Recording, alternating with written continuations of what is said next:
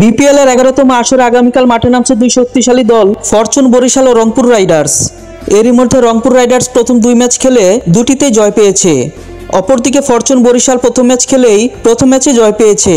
আগামীকাল সন্ধ্যা 6:30 মিরপুর শেরেবাংলা স্টেডিয়ামে মুখোমুখি হচ্ছে এবারের সবচেয়ে শক্তিশালী এই দুই দল।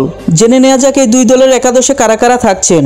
Rangpur Riders: Steven Taylor, Alex Hales, Saif Hasan, Iftekhar Ahmed, Khushdil Shah, Nurul Hasan Sohan, Sheikh Mahedi Hasan, Mohammad Saifuddin, Nahid Rana, Rakibul Hasan, Kamrul Islam Rabbi. Fortune Barishal: Najmul Hossain Shanto, Tamim Iqbal, Towhid Hridoy, Kyle Mayers, Mushfiqur Rahim, Mahmudullah Riyad, Shaheen Shah Afridi, Mohammad Nabi, Fahim Ashraf, Tanvir ইসলাম, রিপুন মণ্ডল।